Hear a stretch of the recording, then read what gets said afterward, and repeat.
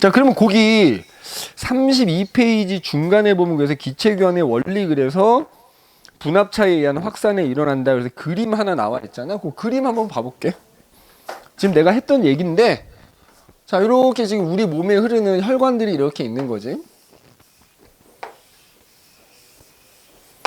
그 다음에 이제 이쪽에 이렇게 폐포가 이렇게 있다고 할게. 폐포, 여기가.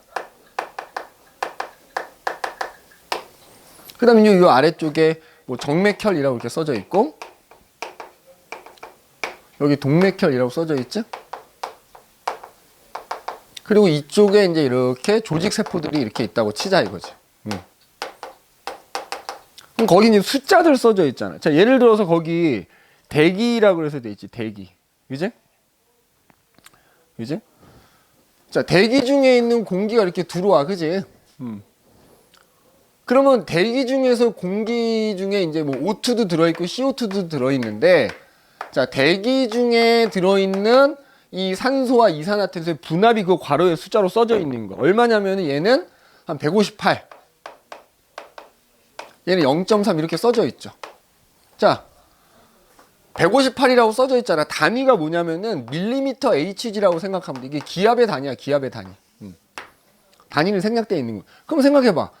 우리 아까 들숨일 때 얘가 여기로 들어오려면 압력이 여기가 낮아야 될 거 아니야. 그래야 여기서 여기로 들어올 거. 그래서 지금 보면 이 폐포 쪽이 산소가 뭐 한 100에서 110 정도 돼 있다 이렇게 돼 있지. 그러니까 여기가 높고 여기가 낮으니까 공기가 여기 쏙 들어온 겁니다. 그죠? 쏙 들어온 거야.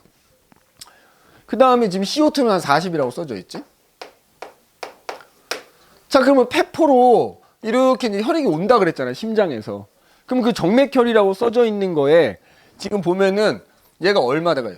O2가 한 40 정도, CO2가 50 정도라고 지금 돼 있지. 그럼 요 피가 온몸을 돌고 온 피야. 그래서 이게 심장에서 이렇게 폐포로 온단 말이야. 그러면은 지금 산소는 100이고 이쪽 이 폐포 쪽의 산소는 100에서 110이고 이 아까 이제 폐포로 감싸고 있는 이게 모세혈관 쪽이라고 생각하면 되지. 걔는 40이니까 산소 건너가는 거지. 이렇게 산소 건너가는. 그 다음에 이산화탄소는 50이고 여기가 40. 이산화탄소는 1로 건너가는 거지. 그래서 요 피가 이렇게 산소는 받고 이산화탄소 건네려서 동맥혈이 돼서 이제 다시 심장으로 가고 그럼 심장에서 그걸 이제 내보내는 거잖아. 그러면 지금 동맥혈일 때 여기가 O2가 지금 얼마? 100이 돼 있잖아. 100. 산소 받았으니까. 40이었던 애가 여기 폐포에서 산소 받아서 나가면 이제 O2가 분압이 100 정도 된다는 얘기인 거야. 그 다음에 지금 CO2는 얼마가 돼 있어? 한 40 정도가 돼. 맞죠? 그럼 이제 그게 일로 이렇게 오겠지. 그러면 지금 조직세포 쪽을 보면은 산소의 분압이 한 0에서 40. CO2의 분압이 지금 얼마로 돼 있어? 한 50에서 60 돼 있잖아. 그러면 자 얘가 이렇게 왔는데 산소가 여기는 분압이 100이고 여기는 0에서 40이니까 또 산소가 이렇게 건너가는 거지. 분압이 큰 데서 작은 데로. 산소 건너가는 거. 이산화탄소는 이렇게 건너오게. 왜냐면 여기 40인데 여기는 50에서 60이니까. 그래서 산소 주고 이산화탄소 받아서 가면 다시 얘가 되는 거죠. 그 얘기. 여기 써져 있는 숫자들이 바로 그 분압이라고 하는 거다. 분압. 그래서 분압 차이에 의해서 우리 몸 안에서 기체가 교환이 된다. 그래서 얘하고 얘 사이에 기체 교환되는 게 거기 나왔잖아요. 외호흡. 그죠? 외호흡이라고 돼 있고. 그러니까 그림은 지금 이렇게 그려져 있지만 폐포 쪽에 있는 폐포를 감싸고 있는 모세혈관 쪽, 폐포 쪽. 그 다음에 요거 요 녀석이 이렇게 가는 거잖아. 그럼 여기서 요 기체 교환, 요거 내호흡 이렇게. 그죠? 내호흡이라고 얘기했죠. 그래서 그 책에 있는 요 숫자들이 분압을 의미한다. 그래서 분압 차이에 의해서 이동하는 거구나라고 생각을 해주시면 되겠다. 근데 어쨌든 이렇게 기체 교환이 일어나면 그러려면 기본적으로 혈액이 순환을 해야 되잖아. 그러니까 이제 우리가 그 다음으로 이제 순환에 대해서 얘기를 할 거고 또 하나 자 이렇게 가다가 기체만 건네주는 게 아니고요. 사실은 우리가 아까 심장으로 영양소가 모였잖아. 그러면 여기서 산소가 건네질 때 사실 이 혈액이 조직세포로 영양소도 건네주는 거지. 그러면 얘가 영양소와 산소 받아서 세포호흡한 결과 이산화탄소가 생겼으니까 그건 다시 또 혈액한테 건네주는 거야. 자 그럼 이때 여기서는 어쨌든 이게 산소 이렇게 이산화탄소 서로 주고받잖아. 산소 누가 운반하냐 이거야. 산소. 혈액으로 이렇게 산소가 건너왔는데 그 산소는 자, 우리 혈액 속에 뭐가 들어있지? 적혈구라는 게 들어있고요. 자, 이 적혈구에는 헤모글로빈이라는 성분이 일종의 단백질이 들어있어. 사실 피가 빨갛게 보이는 거, 적혈구가 빨갛게 보이는 얘 때문이거든. 자, 이 헤모글로빈 안에는 철이라는 성분을 포함하고 있어. 거의 그림에 나오지만 4개의 단백질들이 모여서 만들어진 커다란 단백질인 거거든. 그럼 요거 하나당 철이 하나씩 이렇게 있다고 생각하면 돼. 그래서 결국 산소가 이렇게 혈액으로 건너가면 이 적혈구에는 헤모글로빈하고 그 산소가 결합하는 거야. 우리가 헤모글로빈을 HB라고 쓰는데, 그래서 그러면 여기 철이 4개가 있다 그랬죠. 요거 하나당 산소 하나랑 결합할 수 있어요. 그래서 헤모글로빈 전체는 4개의 산소 분자와 결합할 수 있는 거예요. 결합하면은 그냥 이렇게 씁니다. 응? 뭐 이렇게 써요. 그래서 헤모글로빈 하나가 4개의 산소 분자와 결합. 그래서 헤모글로빈이 산소랑 결합돼서 이렇게 이제 운반해 준다 이거야. 어디서? 아까도 폐포에서, 폐에서. 폐포. 산소가 많은 곳에서는 헤모글로빈이 산소랑 결합하게 되는 거라고. 산소 건네받으면 헤모글로빈이 산소랑 결합. 그래서 그 산소가 헤모글로빈에 결합된 채로 이동하다가 조직세포 가면 산소 건네줘야 되잖아. 그러니까 반대로 조직세포, 산소가 좀 부족한 곳에서는 반대로 결합돼 있던 산소가 떨어지면서 그게 건너가게 되는 거예요. 그래서 산소는 적혈구에 있는 헤모글로빈에 의해서 운반이 된다. 근데 좀 이따 나오겠지만 헤모글로빈이 산소만 운반하진 않아. 이산화탄소도 지금 서로 주고받잖아. 이산화탄소 운반에도 관여를 합니다. 그 얘기는 조금 이따 하도록 할게. 그럼 어쨌든 그런 이제 혈액의 순환을 해야 된단 말이야. 그 순환을 시키는 원동력, 근원이 누구냐? 심장이야, 바로 심장. 그래서 우리 그 33페이지에 보면 혈액의 순환 이런 얘기가 나와요. 그 얘기 한번 봐볼게요. 혈액의 순환. 자, 필요한 거 다 적었지? 지워도 되겠어? 지워도 되겠냐?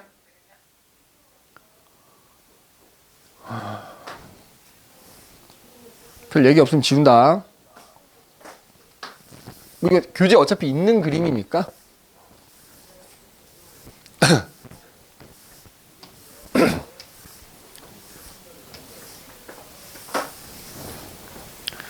자, 그래서 이제 혈액의 순환.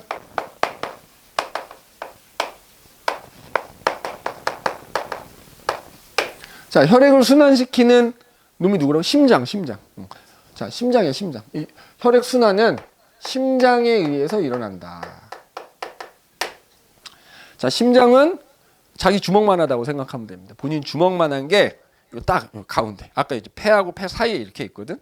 근데 우리 보통 심장이 왼쪽 가슴에 있다라고 얘기하잖아. 약간 이게 가운데 있으면서 왼쪽으로 이렇게 틀어져 있는 거거든. 이렇게 틀어져 있는 거야. 그래서 일단 주먹만한 크기고요.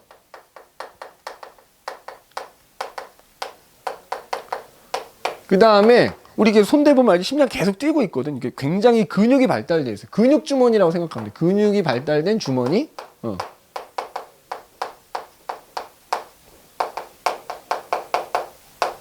주먹만한 크기고 약간 왼쪽으로 왼쪽 가슴 쪽으로 치우쳐져 있다. 완전히 왼쪽 이렇게 여기에 있다는 얘기가 아니라 가운데 있으면서 약간 왼쪽으로 이렇게 치우친.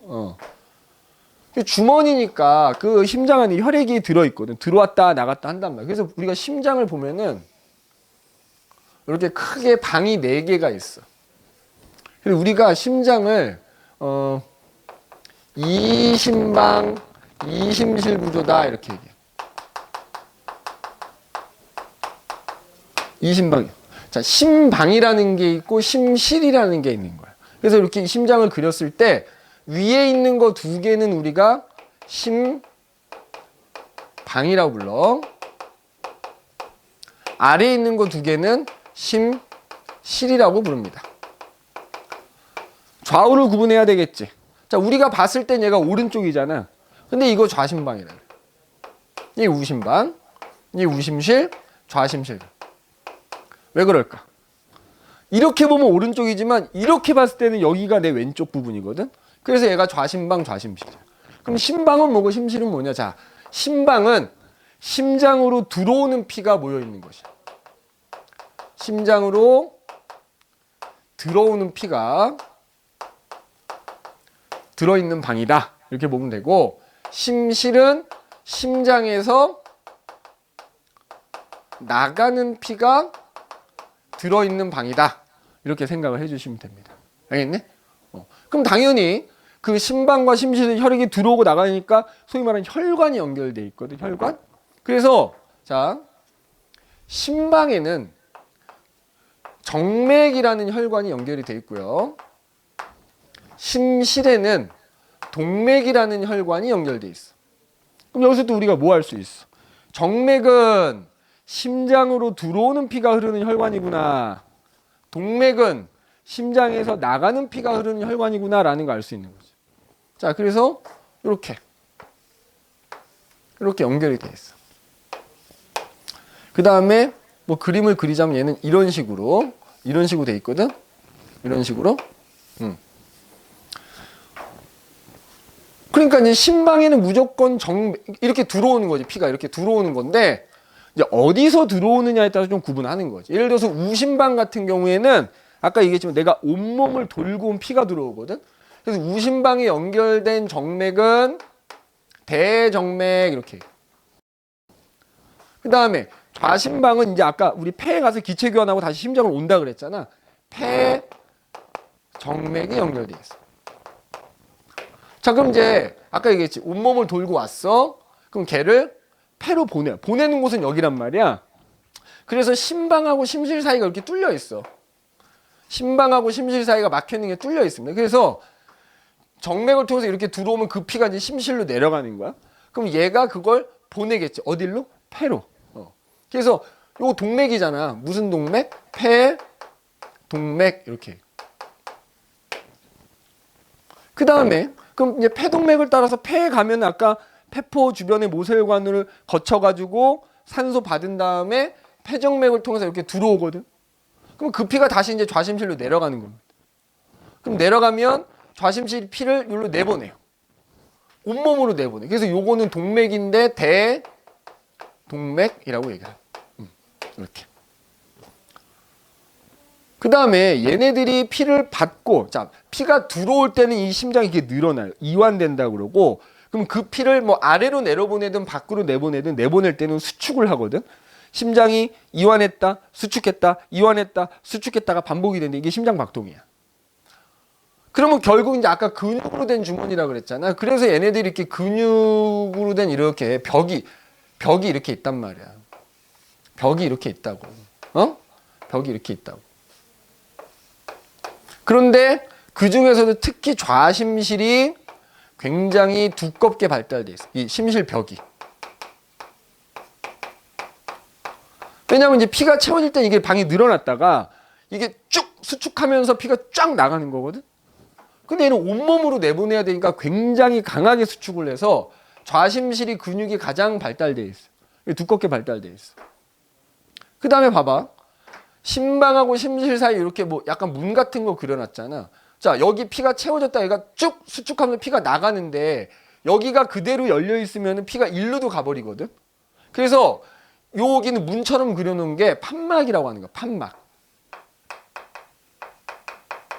그러니까 판막은 심방에서 심실 쪽으로 내려올 때는 열리지만 반대로 심실에서 심방 쪽으로 가려면 닫혀버리는 거야.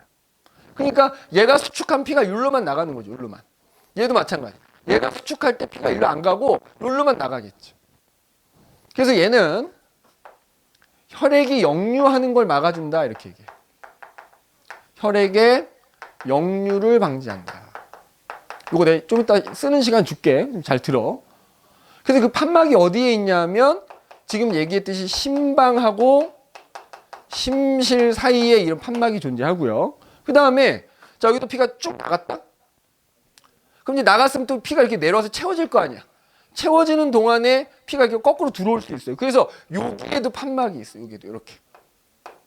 심실하고 그 심실에 연결된 동맥 사이에도 판막이 존재한다. 이렇게 두 군데가 존재합니다. 뭐 각각 또 부르는 명칭들이 있는데 그건 나중에 내신 때 가서 하자고. 지금은 뭐 그냥 여기에 있다. 그래서 판막이 혈액이 거꾸로 흐르는 걸 막아주는 역할을 한다. 라는 거 정도로만 기억을 하자 이거야. 심장의 구조가 이렇게 되는 거야. 그죠? 그래서 이제 심장이 이완했다, 수축했다 하면서 피가 들어왔다, 나갔다 하면서 결국 내 온몸에 혈액 순환이 일어나게 되는 겁니다. 그죠? 혈액 순환이 일어나게 되는 거야. 자, 그럼 요거 한 2분 정도 줄 테니까 요거 못 쓴 사람 빨리 써서 좀 마무리 좀 하고 그 다음으로 넘어갈게요.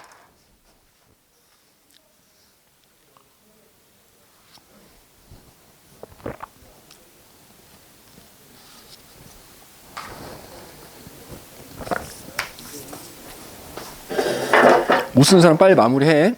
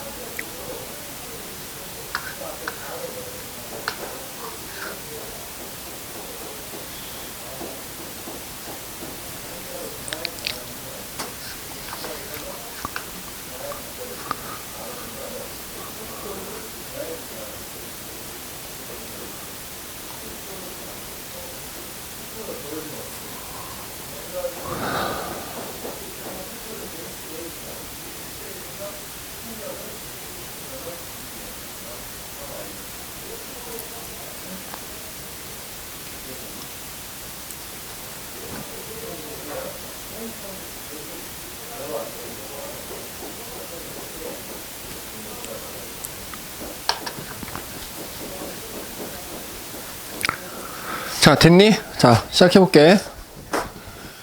자, 그럼 요걸 그럼 이제 순환이 어떤 경로로 일어나게 되는가, 그 얘기를 해보자.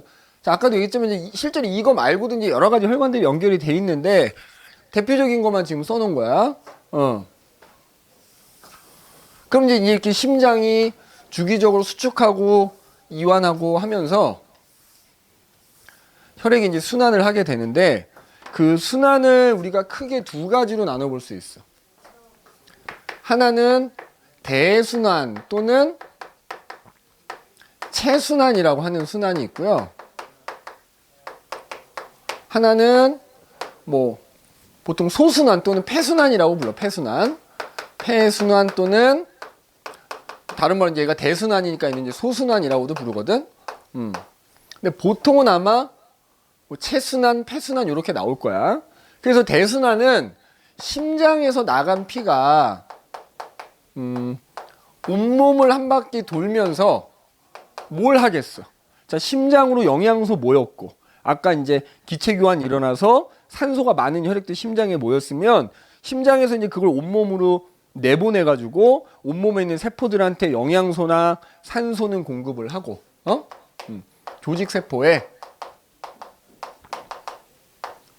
영양소와 산소는 공급을 해주고 반대로 이제 그 세포 호흡의 결과 생긴 이산화탄소 같은 노폐물을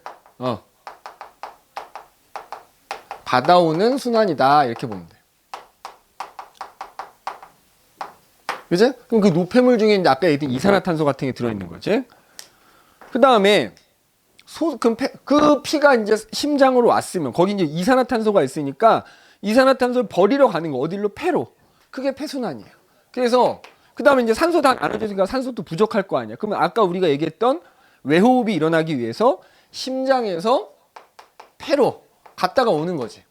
심장하고 폐 사이에 일어나는 순환인 거야. 그래서 심장으로 모인 피를 폐로 보내서 산소의 농도는 다시 높이고 이산화탄소의 농도는 낮추기 위해서 심장에서 폐까지 갔다 오는 거. 이걸 우리가 폐순환이라고 한다고. 자, 그럼 여기다 선생님 조그맣게 경로를 그려볼게. 자, 심장이 이렇게 4개가 있다 그랬지? 좌심방, 좌심실, 우심방, 우심실이야. 그지? 여기다 따로 쓰진 않을게. 그러면은 자, 여기가 이제 예를 들어 사람의 폐야. 폐. 그 다음에 여기가 우리 온몸의 조직세포라고 합시다. 자, 무조건 있지. 대순환이 됐건 폐순환이 됐건 순환의 출발, 심장에서 피를 내보내야 되는 거잖아. 아까 내보내는 곳이 심실이라 그랬지. 무조건 심실에서 출발하는 거야. 자, 대순환 같은 경우에 아까 여기 지웠지만 좌심실 있었지. 좌심실. 자, 좌심실에서 일단 쓸게. 좌심실에서 출발. 자, 좌심실에 무슨 혈관 연결되어 있어? 대동맥이라는 혈관이 이렇게 연결되어 있지. 그냥 실제가 이렇다는 건 아니다. 그냥 경로상 표시하기 위해서 이렇게 하는 거야. 대동맥을 타고 나가는 거야. 대동맥을 타고 나가서 결국에 이제 온몸에 있는 모세혈관으로 쭉 갈라져 가서 그 모세혈관이 조직세포 사이를 지나가면서 영양소와 산소는 주고, 그지?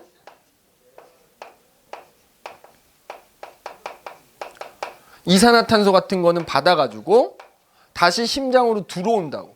그럼 내가 들어오는 거는 정맥이라 그랬지. 대정맥을 통해서 요로 어딜로? 여기 우심방으로 들어온단 말이에요. 이렇게. 그러면 그 우심방에 들어온 피는 산소가 적어지고 이산화탄소 많아져서 들어왔겠지. 그게 대순환이야 지금. 그래서 좌심실에서 나간 피가 대동맥을 통해 온몸에 있는 모세혈관으로 퍼져 나가서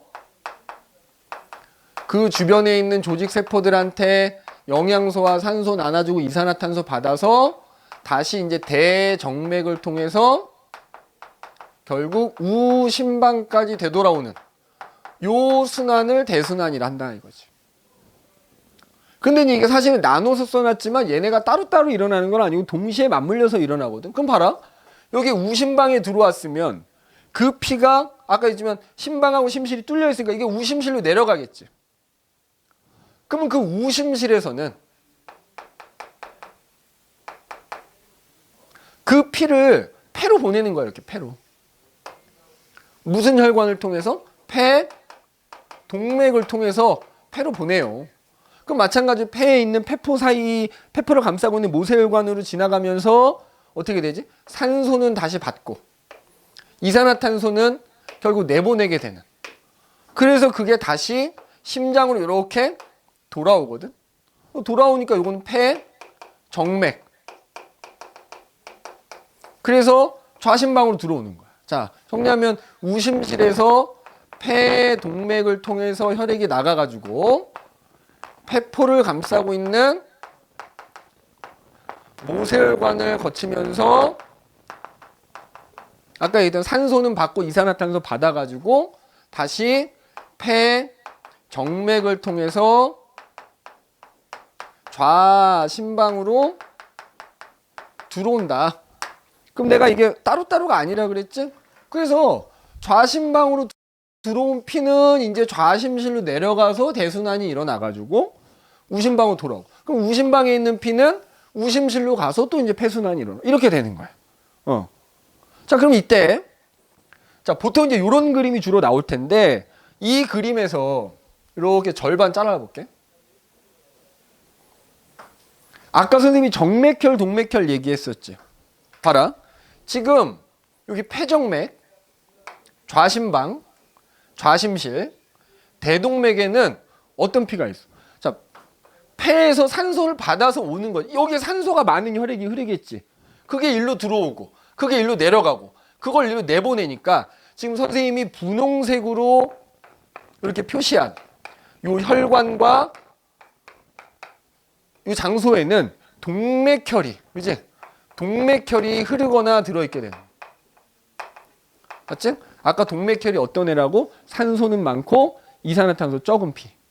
그 다음에 여기는 어때? 자, 온몸을 돌고 들어오는 애니까 여기는 산소가 적겠지. 요거 아까 대정맥이라 그랬죠. 대정맥. 그럼 대정맥에 흐르는 피는 산소가 적고 이산화탄소가 많을 거고. 그럼 그 피가 우심방에 들어왔고 그 피가 우심실로 내려가고 그게 폐동맥을 통해 폐로 가는 거잖아. 그러니까 지금 초록색으로 표시한 애들에게는 산소는 적고 이산화탄소가 많은 정맥혈이 흐르거나 들어있는 거야. 그래서 아까도 얘기했지만 정맥혈이 정맥에 흐르는 피가 아니다. 여기 보면은 폐동맥에 흐르잖아. 그래서 그렇게 이해하면 안 되고 정맥혈은 산소가 적고 이산화탄소가 많이 들어있는 혈액이다. 반면에 동맥혈은 산소가 많고 이산화탄소가 적게 들어있는 혈액을 동맥혈이라고 한다. 이렇게 이제 봐주시면 되겠다 이거지. 알겠니?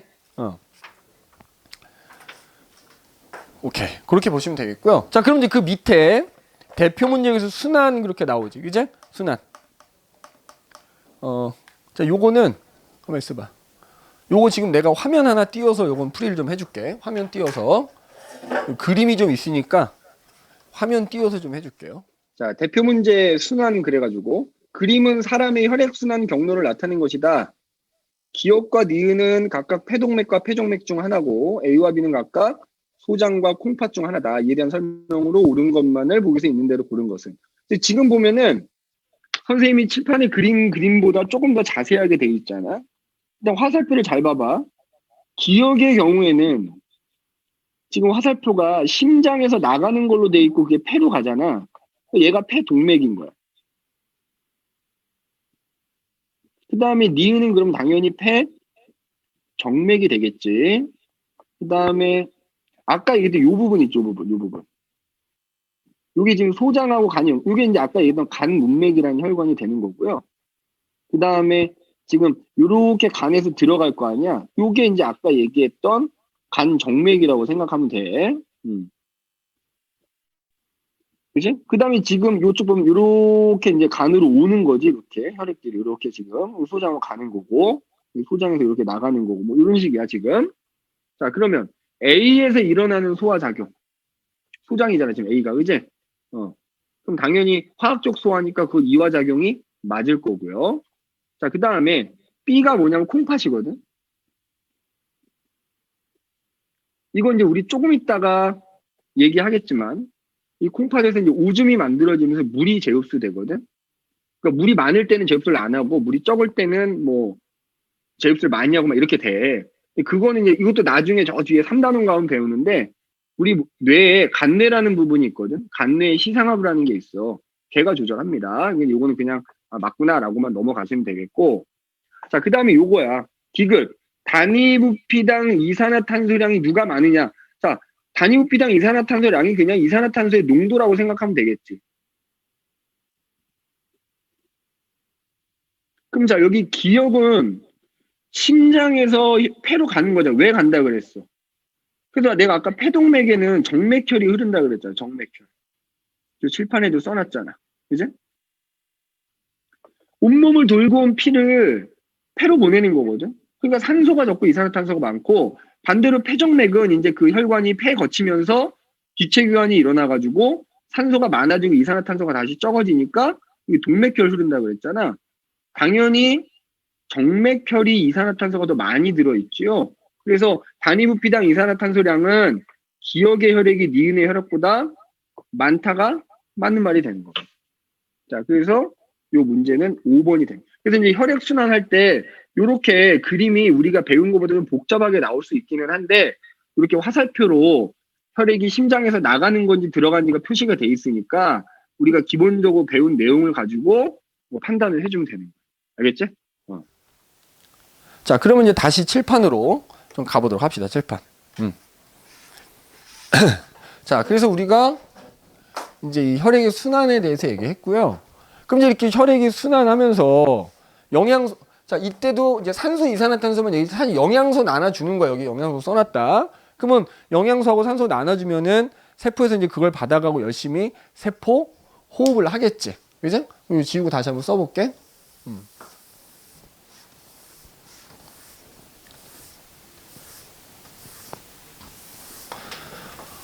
우리 복습하는 의미로 세포호흡 한번 다시 써보자 이거야. 그지? 세포호흡. 자, 뭐 세포호흡의 화학 반응식이 있었다면 기본적으로 영양소를 분해해서 에너지 만드는 거잖아. 근데 이제 주로 사용하는 게 포도당이기 때문에 우리가 앞서 이제 화학 반응식 쓸 때 포도당이식을 쓴 건데, 포도당이 주로 쓰지만 포도당만 쓰는 건 아니거든. 뭐 단백질도 쓸 수 있고 아미노산도 쓸 수 있고 뭐 지방도 쓸 수 있고, 그러니까 탄단질 다 쓴단 말이야. 소위 말하는 3대 영양소를 공급해주면 그걸 가지고 일반적으로 산소 이용해서 분해하는 거야. 그럼 그 결과, 자, 3대 영양소니까 이제 아까 우리 포도당 같은 탄수화물, 그지? 뭐 단백질, 지방이 있을 거 아니야. 그지? 주로 얘를 쓰지만 얘네도 쓴다 이거야. 근데 자, 얘네들 구성원소가 어떻게 되지? 탄수화물 같은 경우에는 탄소, 수소, 산소로 돼 있고요. 지방도 탄소, 수소, 산소로 돼 있어. 그런데 단백질의 경우는 어떻게 돼 있어? 단백질. 탄소, 수소, 산소에 얘는 다른 애들과 다른 질소라는 원소를 꼭 가지고 있죠. 물론 거기에 뭐 황도 있고 뭐 여러 가지 있을 수 있는데 질소 무조건 가지고 있고. 그러니까 뭐냐면 이 구성원소, 얘네를 결국 태우는 거나 마찬가지인데, 그래서 얘네들이 갖고 있는 구성원소의 탄소 때문에 이산화탄소라는 게 생긴다고, 세포호흡하면. 그 다음에 얘네들이 공통으로 가지고 있는 수소 때문에 물이라는 게 생겨. 근데 만약에 내가 단백질을 이용해서 세포호흡을 했을 경우에는 단백질은 질소가 있기 때문에 여기에 이제 추가로 암모니아라는 것도 생길 수 있어. 일반적으로는 얘네 둘은 꼭 생겨. 근데 단백질을 이용해서 세포호흡했을 때는 암모니아라는, 그럼 얘네들은 사실은 세포호흡의 결과 생긴 거잖아. 이제 에너지 발생하고. 이걸 우리가 뭐라고 노폐물이라 부르는 거야. 세포호흡의 결과 생긴 노폐물들. 어떻게 물이 노폐물이냐? 물론 우리한테 필요하지만 필요 이상은 필요가 없거든.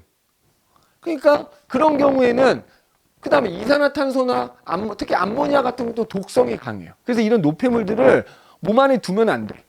우리 몸 밖으로 내보내야 되거든. 그 몸 밖으로 내보내는 과정을 우리가 배설이라고 하는 거야.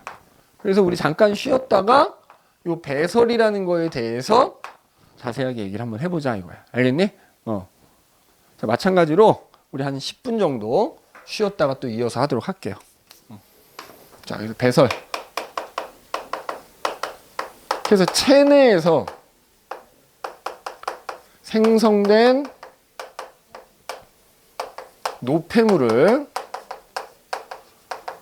몸 밖으로 내보내는 게 배설이다 이거. 여기서 중요한 게 있어. 체내에서 만들어졌다는. 자, 그러니까 정확하게는 니네 가서 똥 싸는 거 있지. 화장실에서 대변 보는 거. 그거 배설 아닌 거지. 왜? 내가 응가 싸는 거는 내가 먹은 음식이 찌꺼기가 몸 밖으로 나가는, 그건 몸 안에서 생긴 게 아니잖아. 그래서 그거 배설이라 부르면 안 돼요, 사실.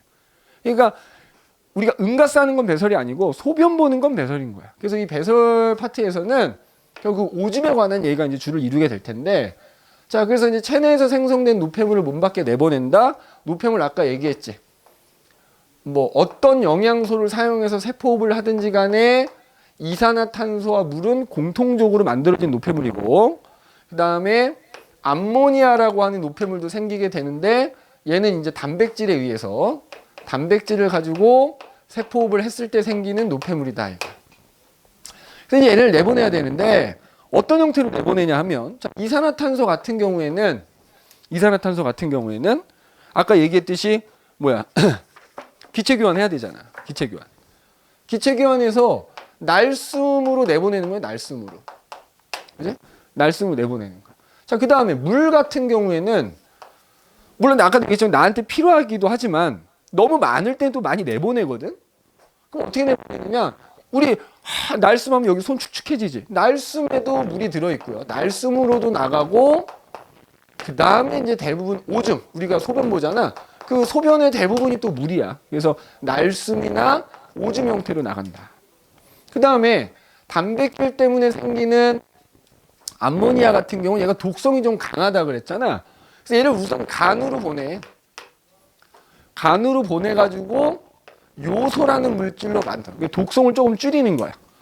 그 다음에 이 요소가 물에 잘 녹아. 암모니아도 그렇지만 요소도 물에 잘 녹으니까 얘를 물에 녹여서 결국 오줌으로 우리 몸 밖으로 내보내게 된다 이거지. 그러면 그 밑에 그림 보면 요 이산화탄소에 대한 얘기 나오거든. 이제 날숨으로 내보내려면 이제 이산화탄소를 운반해야 될 거 아니야. 그래서 이산화탄소 운반에 대한 얘기가 좀 나오는데 아까 선생님이 산소 운반 얘기하면서 헤모글로빈하고 산소가 결합돼서 운반이 된다 이런 얘기했었잖아. 자, 여기가 그럼 마찬가지 이산화탄소 운반 얘기를 한번 해보자. 날숨으로 내보내기까지 하여튼 글로 보내야 될 거 아니야. 폐로. 그지? 자, 이쪽이 조직세포야, 예를 들어서. 그 다음에 이제 이쪽에 모세혈관이야. 이게 이제 모세혈관이야. 모세혈관에 적혈구가 이렇게, 물론 이제 모세혈관이 적혈구 하나 간신히 지나갈 정도의 굵기긴 한데, 이렇게 적혈구가 지나가고 있을 거 아니에요. 그러면 내가 아까 이제 기체교환에 의해서 조직세포에서 혈액으로, 혈관으로 이산화탄소가 이동하는데, 그럼 그 이산화탄소가 어떤 형태로 이동을 하느냐 하면, 자, 일단 첫 번째, 그 이산화탄소가 다이렉트로 그냥 이 혈액, 액체 성분에 녹아. 용해. 혹은 용존이라고 하지. 용존. 녹았다 이거야. 그러니까 여기서 이쪽으로 건네진 이산화탄소 중에 한 7% 정도가 이 혈액에 직접 녹아서 운반되는 거야. 직접. 알겠니? 자, 그 다음에 조직세포에서 건너가는 이산화탄소의 한 70% 정도는 어떤 식으로 운반이 되냐면 얘가 적혈구로 들어갑니다. 적혈구에 들어가면은 이 적혈구에 뭐가 있냐면은 탄산 무수화 효소라는 게 있어. 내 말을 잘 들어야 돼. 적혈구에 결합하는 게 적혈구 들어간다고. 들어가면 자, 야, 혈액의 주성분이 물일 거 아니니? 그러니까 CO2가 물하고 만나면 탄산이 되거든.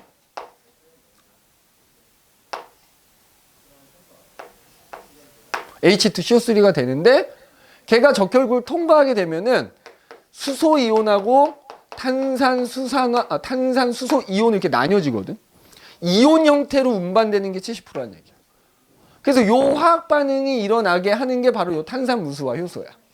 그래서 조직세포에서 혈액으로 건네지는 이산화탄소의 70%는 적혈구 안에 들어가서 탄산 무수화 효소에 의해서 이렇게 이온으로 바뀌어서 요 이온 형태로 혈액이 녹아서 이제 운반되는 게 한 70%를 차지하는 거야.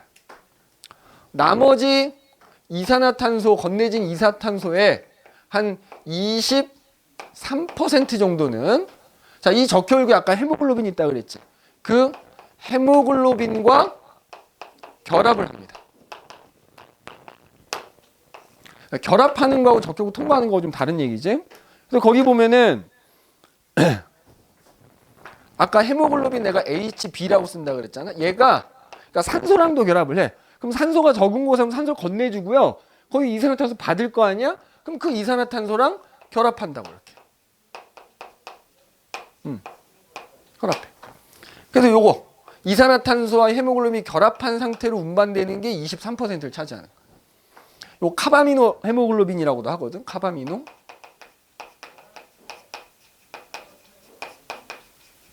이게 이산화탄소하고 결합되어 있는 애를 카바미노 헤모글로빈이라고. 그래서 조직세포에서 혈액으로 건너진 이산화탄소가 어떤 형태로 얼만큼의 그게 얼만큼의 비율인지 요것도 조금 기억을. 그럼 이제 얘가 이렇게 운반돼서 아까 페포로 가잖아. 그럼 이 반대 과정이 일어나는 거야. 반대 과정. 반대 과정이 일어나서 모세혈관에서 페포 쪽으로 건네주게 되는 겁니다. 알겠니? 그래서 요 그림도 이게 나중에 모의고사에서는 이게 안 나오지만 내신에서는 충분히 나올 만한 그림이기 때문에 요거 좀 잘 기억해둬라. 직접 녹아서 운반되는 게 100%. 그다음에 적혈구에 들어가서 탄산, 무수와 효소에 의해서 이온으로 바뀌어서 운반되는 게 70%. 직접 헤모글로빈과 결합돼서 운반되는 게 23%를 차지한다 이거지. 그래서 그게 이제 폐포로 전달이 되면 날숨에 포함돼서 나가게 된다 이거지. 그지? 그럼 어쨌든 이제 중요한 거는 뭐 얘는 이렇게 운반돼 날숨으로 나가. 근데 이제 아까 지웠지만 이 책에 있다. 이 책에 있으니까 지울게. 물이나 암모니아 같은 애는 어쨌든 대부분 오줌에 포함돼서 나가죠. 이 오줌 만들어지는 게 중요하거든. 자, 그럼 그 오줌이 만들어지는 곳, 그지? 그러니까 이 결국 이 배설과 관계된 기관을 우리가 배설 기관이라고 합니다. 배설 기관, 그지? 뭐 배설 기관 여러 가지가 있는데, 자 대표적인 게 이제 콩팥, 신장이라고 하지, 신장.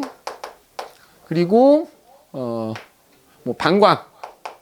뭐 요도, 하여튼 오줌과 관계된 기관들이 다 배설기관이다 이렇게 생각하면 돼. 자, 그럼 콩팥이 어디 있냐면 아까 심장이 주먹만 하다 그랬잖아. 콩팥도 주먹만 합니다. 근데 그거 두 개가 여기 허리에서도 약간 등 쪽으로 이렇게 붙어 있어. 그래서 이렇게 이제 척추뼈가 이렇게 있다고 하면은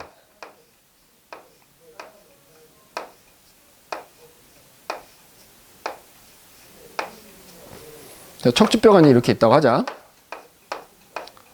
그럼 척추뼈의 허리 부분에 콩팥이 두 개가 이렇게 양쪽으로 이렇게 두 개가 달려 있다. 그래서 이제 우리가 콩팥의 그 다음에 콩팥의 단면을 이렇게 잘라 본다 그러면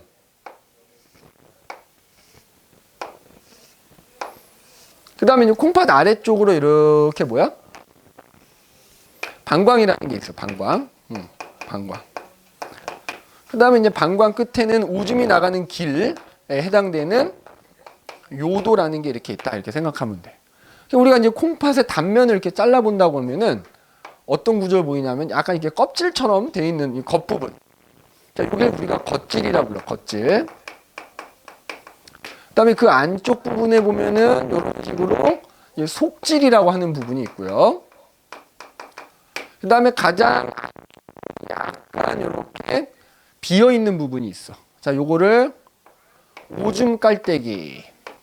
뭐 예전에 우라고 불렀는데, 오줌 깔때기라고 표현을 하고요. 자, 그 다음에 그 노폐물이 여기서 쉽게 말하면 걸러지는 거거든? 여기 걸러지는 거잖아.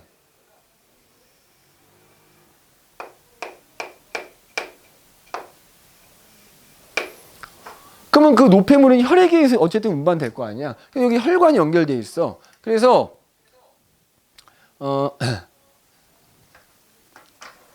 요렇게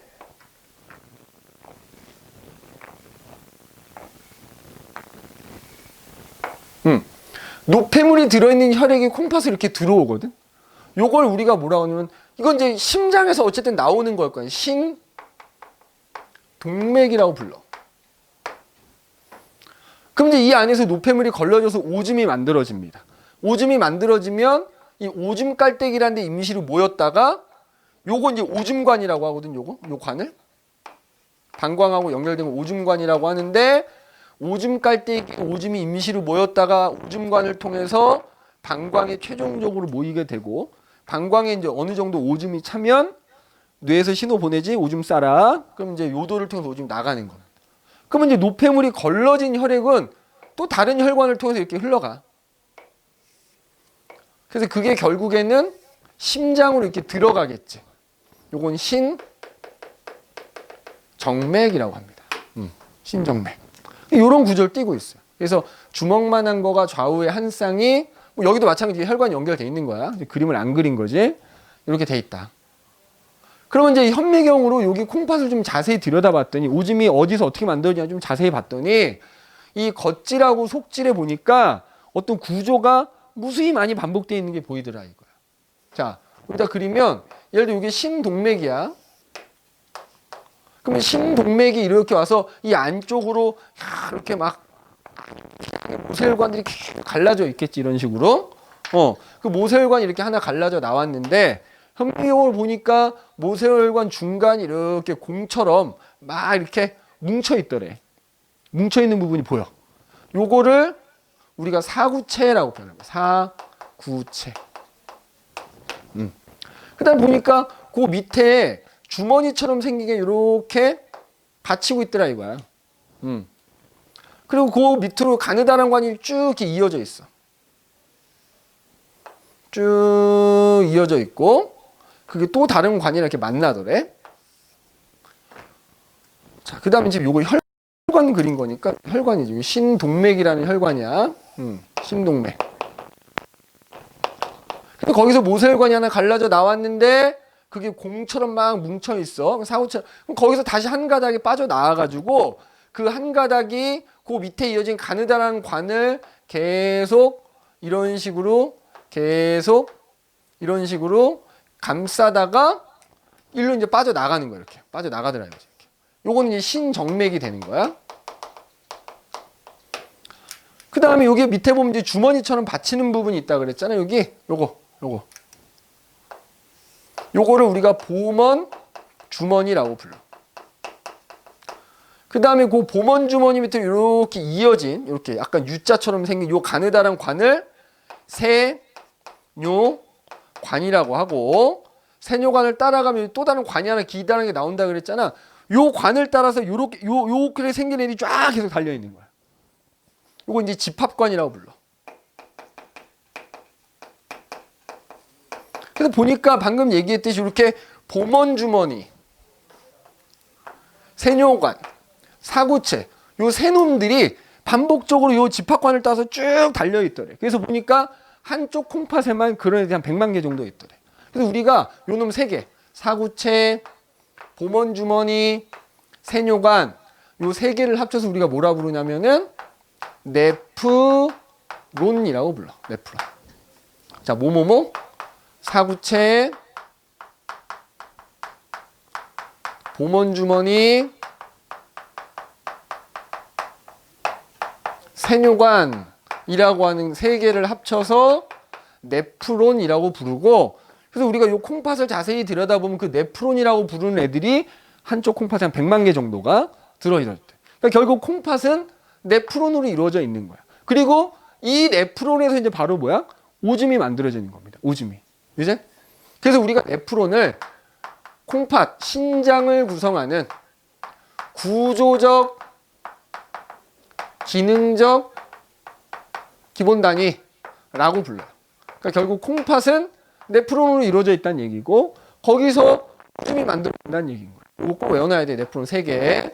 사구체, 보먼 주머니, 세뇨관을 네프론이라고 한다. 그래서 이 집합관이라는 걸 따라서 네프론들이 쫙 달려 있는 거고, 그런 애들이 모여서 결국 콩팥이 하나 만들어진 겁니다. 이제 콩팥이 하나 만들어진 거예요. 그러면 이 네프론에서 이제 오줌이 만들어진다 그랬잖아요. 이제 그러면 이제 요 그림을, 그다음에 여기 지금 빙글빙글 감싸고 있는 게 모세혈관이야. 그 모세혈관이 이제 다시 빠져 나오면 신정맥하고 만나서 심장으로 들어가게 되는 거지. 자, 그러면 요 그림을 조금 간단하게 그려놓은 게 그 35페이지 중간에 보면 나와 있는 그림이거든. 모식적으로 그려볼게. 자, 요거 뭐 니네가 지금 쓸 일은 별로 없으니까 한번 지워보도록 합시다. 자, 그러니까 요 지금 네프론이라고 부르는 부분들, 요거를 그냥 좀 간단하게 알기 쉽게 나타낸 그림인 거야. 자, 보면은 지금 여기에 네프론의 구조, 모식도 뭐 이렇게 표현하는데, 자, 신동맥이 이렇게 있다. 그럼 신동맥에서 모세혈관이 하나 빠져나온다 그랬지? 그냥 굵게 그린 거야. 그럼 그 모세혈관이 사구, 마치 우리 실뭉치 이렇게 동그랗게 뭉쳐놓은 것처럼 생겼다는 게 사구체거든? 사구체라는 부분이, 여기가 사구체인 거야. 여기가 사구체. 사구체. 그 다음에 사구체 밑으로는 이렇게 받치고 있는 주머니가 하나 이렇게 있다 그랬지? 그럼 여기가 지금 여기가 보먼 주머니를 나타낸 거야. 그 다음에 보먼 주머니 밑으로 이어져 있는 길다란 관을 세뇨관이라 그랬고, 자, 세뇨관을 따라가면 결국 뭐가 나온다고? 집합관이라는 관이 나온다 그랬지? 그 다음에 그 공처럼 공처럼 뭉쳐져 있는 모세혈관이 한 가닥 빠져나와서 세뇨관을 빙글빙글 감고 있다 그랬잖아. 그 감겨져 있는 부분을 이렇게 표현한 거야. 그럼 그게 결국 빠져나가면은 뭐가 돼? 신정맥이라는 혈관이 돼서 다시 혈액은 빠져나가는 거라 그랬잖아. 그지? 이게 신동맥이고. 그래서 이제 혈액이 이렇게 들어와서 모세혈관은 빠져나와 혈액은 쭉 흘러가는 거지. 흘러가면서 이제 혈액 속에 들어있는 노폐물이 걸러져서 오줌이 만들어지는 거야. 그래서 오줌이 그럼 어떻게 만들어지느냐? 세 단계를 거쳐요. 세 단계. 세 단계를 오늘 다 설명을 못 하니까 이 중에 선생님이 한 단계만 먼저 얘기해. 자, 오줌의 생성 과정, 생성 원리.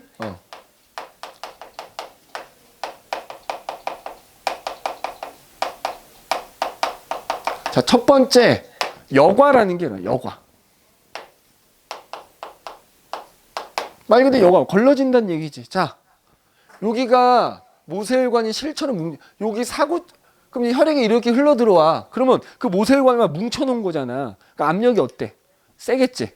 그 니는 모세혈관 알다시피 미세하게 구멍이 뚫려 있는 셈이거든. 그러니까 쉽게 말하면 쥐어짠 거야.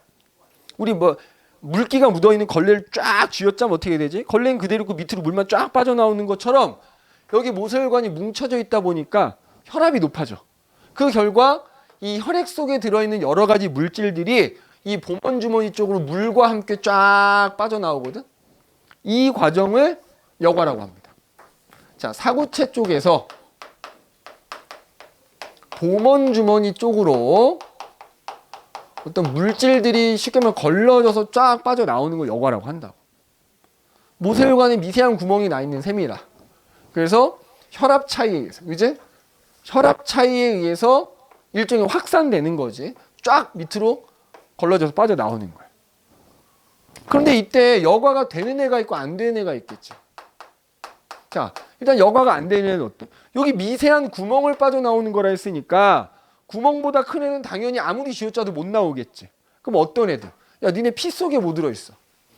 적혈군이, 백혈군이, 혈소판이냐는 세포 성분 들어있잖아. 그런 혈구들은 못 나와. 야, 그리고 나오면 큰일 나. 이게 나오면 오줌에 피가 섞여 나오는 거니까 못 나옵니다. 그 다음에 이 혈액 속에는 사실 여러 종류의 단백질들이 또 들어있거든. 그런 단백질도 당연히 크기가 크기 때문에 저 구멍을 못 빠져나. 못 나와.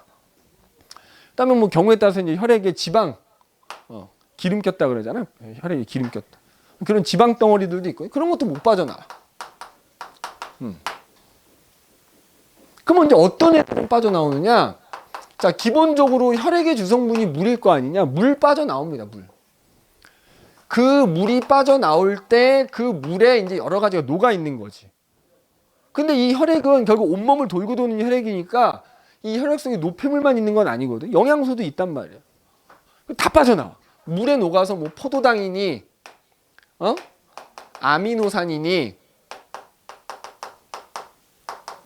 뭐 예를 들면 무기염류가 있다면 무기염류도 빠져나오고, 바이타민도 빠져나오고, 그 다음에 이제 우리가 버려야 되는 노폐물.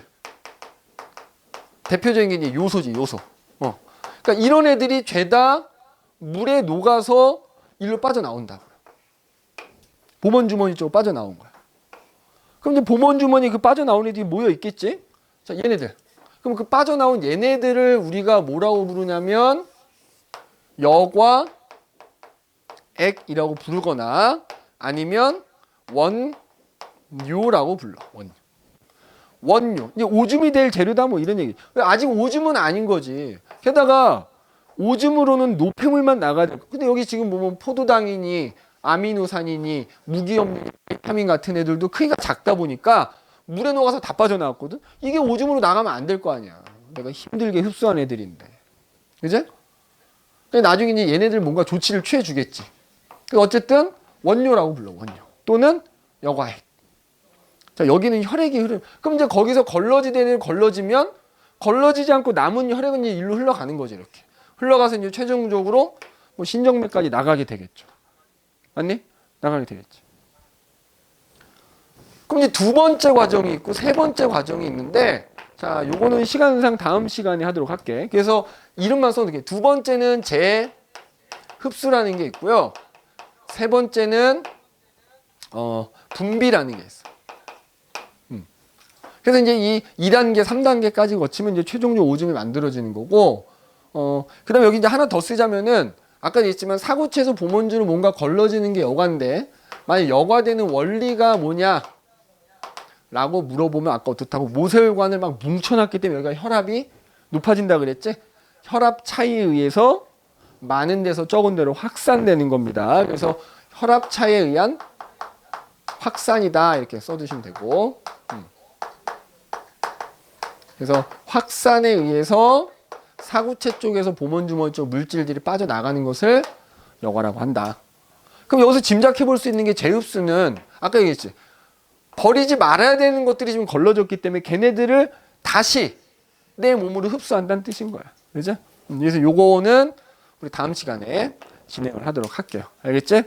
일단 오늘은 여기까지 하겠습니다.